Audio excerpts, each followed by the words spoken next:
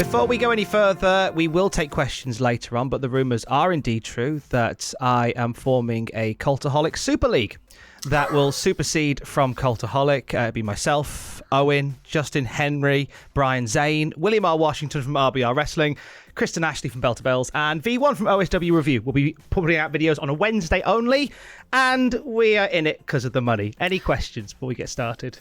Just one. There are going to be people watching this who have no idea about English football and what's going on. They're going to be very confused. They're going to be very confused about that.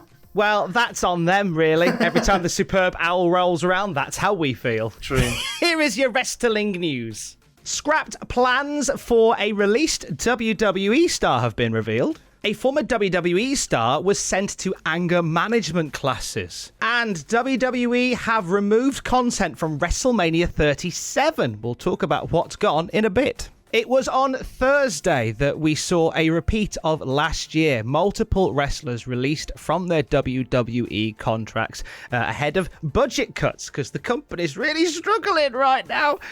One of those that was released was Chelsea Green. She's done her first interview since her release with Sean Ross Sapp from Fightful. Quite an insightful discussion with Ross, wasn't it, Jack? It was. She talked about quite a few things and was actually very shocked about her release. She told Sean Ross Sapp, saying, I actually was totally shocked. I'm not going to lie. I understand it. I wasn't being used. And when I was used, I broke my arm, but I was definitely still shocked. She said that she was even planning to attend SmackDown this Friday until the phone call came through of her release. But it wasn't as if, when she says she wasn't being used, it wasn't as if there was nothing that was ever in the pipeline. It just seems to have been an idea that never came to fruition, I think I'm right in saying that. It seems as if there was quite a few little ideas that came to light, really. And do you know what? I like the sound of some of these scrapped plans for one Chelsea Green. So let's go through a few of them, shall we? Okay. One of those pitched ideas for Chelsea was to play the protege to Charlotte Flair. So this was something that they teased on NXT last year when Charlotte was the NXT champion. They had a very brief dalliance. Chelsea as the protege of Charlotte Flair, Jack. There's worse positions to be in on the card, I guess. Oh, definitely. And it wouldn't have just been her as well. It would have been apparently a group involving Chelsea Green, Vanessa Bourne, and Santana Garrett, described as a Pussycat Dolls meets Charlie's Angels, Charlotte's Angels, I was about to say, which might have well been the case. That might have been what it was called. But from the sounds of it, sounds like maybe a bit of a heel group backing up Charlotte Flair. It would have made Charlotte even more of this kind of domineering heel figure that we love to hate in many ways. So yeah, that is a shame that one didn't happen. It would have been a nice platform as well for some of the lesser known women in the roster to get a bit more exposure. I really like that. Charlotte's Angels, come on. Question, tell me what you think about me. Don't answer it.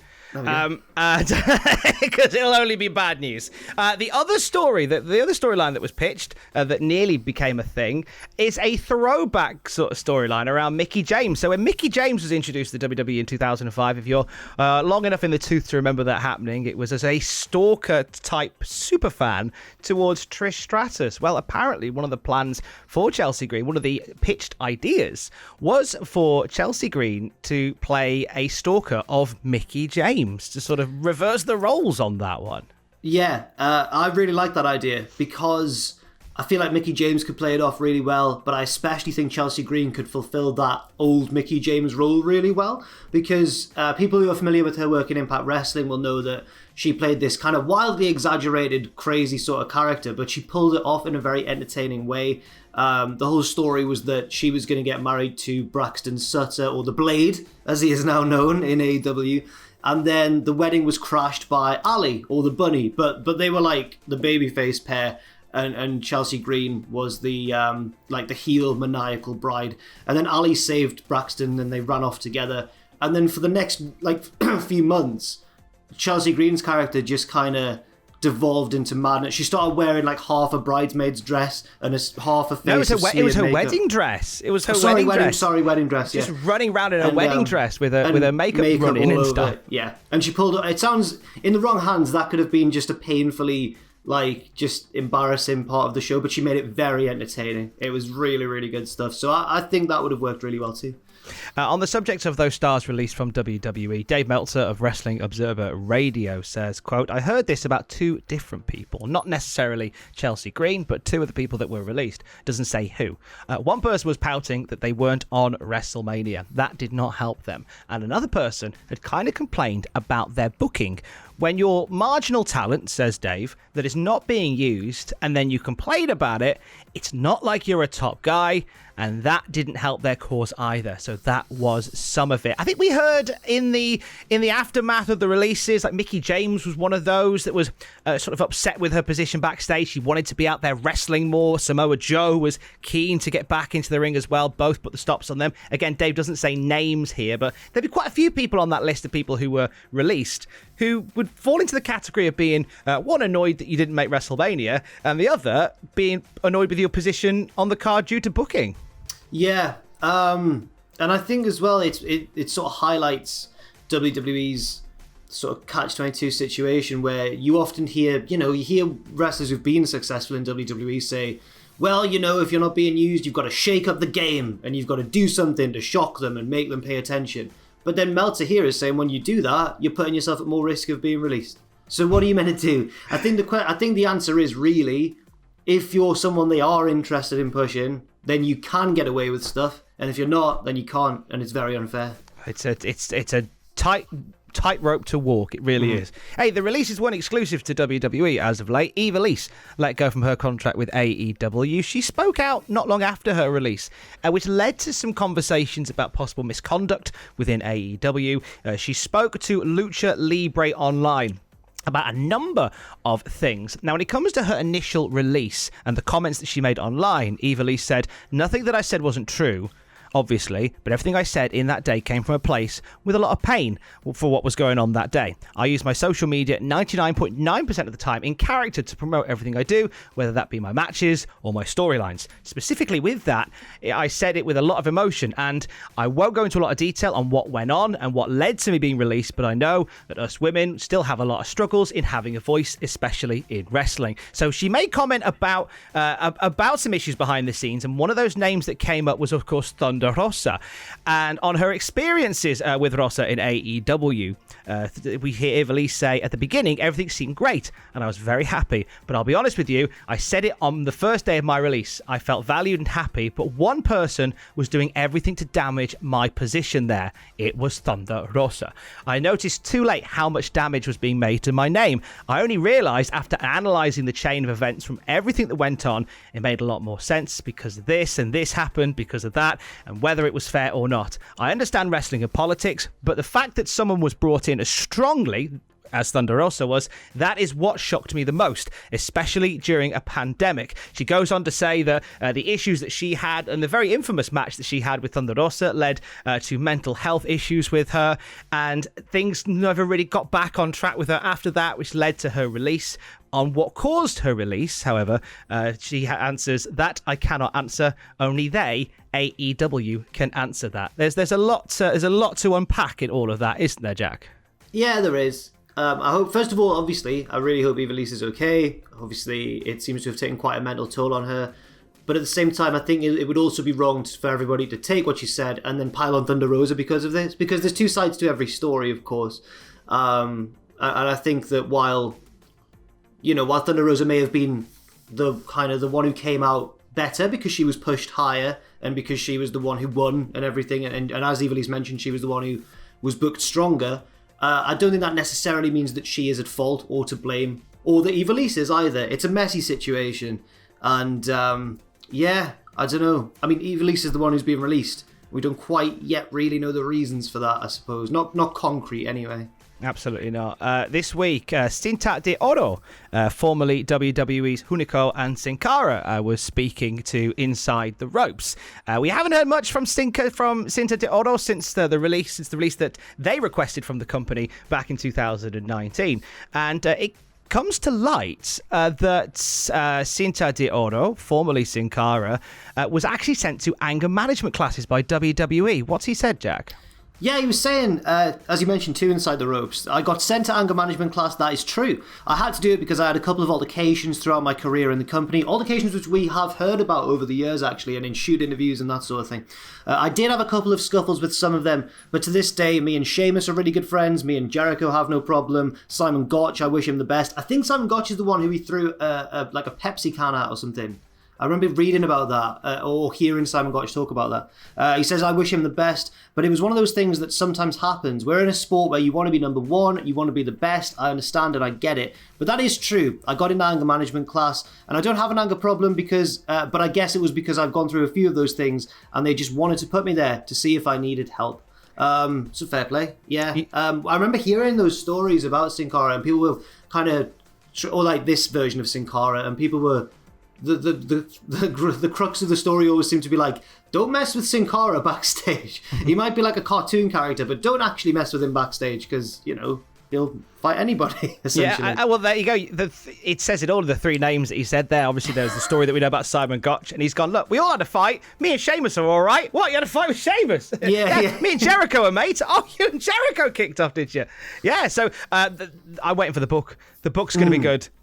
When they write the book on that, I'll be excited. Almost as excited as when they write the book on the history of... I'll put this out there, right? This week, yesterday, we put an amazing video online, if I do say so ourselves, written by Justin Henry, voiced by yourself, Jack, which was the history of the WWE Hardcore Championship. That incredible tale of this belt that has a very bizarre beginning and goes into some weird and wonderful places. I can't wait down the road until we do the history of the KOPW 2021 title in New Japan Pro Wrestling, because this is taking it to another level. What's the latest on the KOPW title? So, for those who don't know, the King of Pro Wrestling title in New Japan is a title that is it was brought in by Okada, and everyone thought because it was brought in by Okada it was going to be this prestigious title, and then, you know, Yano won it and it became a comedy thing. And the stipulation fluctuates is the kind of the gimmick of it, and at the end of the year, you know, whoever holds it by the year's end is the King of Pro Wrestling for that year.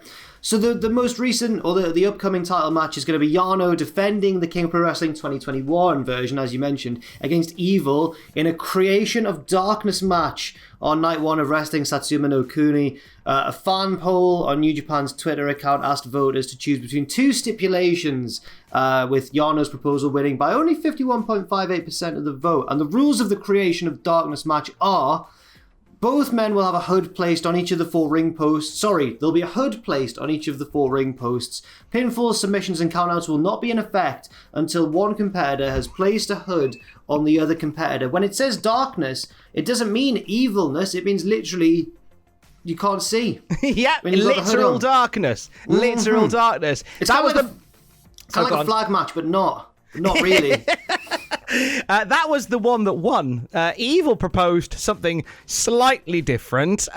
No hoods involved in this one. In Evil's version of the Darkness match, the lights in the venue would be turned on and off for 30-second intervals in the first 3 minutes of the match. After that point, there would be a 30-second period with the lights out for every 3 minutes of match time. And 51.58% of the vote went to the Creation of Darkness match, the aforementioned match by Jack, which won out. I love how over the top. Like, it goes against all the major rules of storytelling in wrestling, doesn't it? Where you keep it as simple as possible. You don't muddy the waters.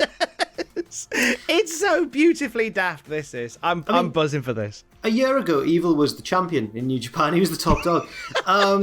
Yeah. Still is in my eyes. Is in my eyes. Well, I respect him a lot for essentially saying, we get to pick the stipulations. Right, my choice would be we get half a night off. Because when the lights are out, I really like that. I'm sad that didn't win, to be honest, to see what would have happened. Excited to see how Evil will work when he cannot see his opponent. And finally, on things that we no longer can see, WWE are removing content from WrestleMania 37 that took place this past weekend. Now, if you have Peacock, this hasn't come into effect yet. By the time we're recording, it might have done. But if you are the owner of WWE Network and it still works, remember that bit where we started? where we had Samoa Joe in a poncho and we had 40 minutes of mixed promo reaction, some sensational. I'm glad you watched it and enjoyed it because it's not there anymore. WWE have removed that 40-minute rain delay from WrestleMania 37. I'm devastated. Yeah, I'm pretty sad as well because it was so fascinating, wasn't it? Even though nothing happened, it was really interesting to see what they would do. And I think the fact they've tried to remove that is actually a bit of a shame. I would prefer it to stay. WWE are so keen to make sure. I mean, because it's a funny one with WWE because there was something that I spotted online. And I went back to check this. Like, there's a WCW pay-per-view which features David Arquette stumbling and falling into a stack of tables or off stage somewhere. Now, on the WCW edit the version, they cut that bit out, but for whatever reason, the network version features the botch put back in. And any other company, I would go, oh, this is just a simple mistake. But only Marks and Spencer rival WWE for levels of pettiness, and it wouldn't shock me if they could put that in on purpose, and it doesn't shock me that they've taken out something that they couldn't control, i.e. the weather, that told a story that they didn't want to tell. I'm so upset because Kevin Owens cuts a blistering promo on that. He does, and you know what, even on a wider scale, I'm not too annoyed really about what's been cut out of the show itself, because as we mentioned, there wasn't that much of great consequence, but it's the precedent it sets, isn't it? What else can they cut out if they want to, you know what I mean? They can try and polish the product to where it doesn't really resemble what we know as pro wrestling anymore, because if you can just cut off all the bits you don't like, well then where does it stop? You know? Exactly. Like, I for one know for the fact that despite the fact that Owen didn't like it, he has no doubt kept our 25 minutes of singing Sweet Caroline at the very beginning of this video. Like, yeah. I mean, why would he have cut that out in the edit? There's no reason. There's no reason. There was harmonies going on and everything. It was wonderful. Yeah, it was an amazing moment. In fact, rewind and watch it again. It's great times. Stay safe. Love you. Bye.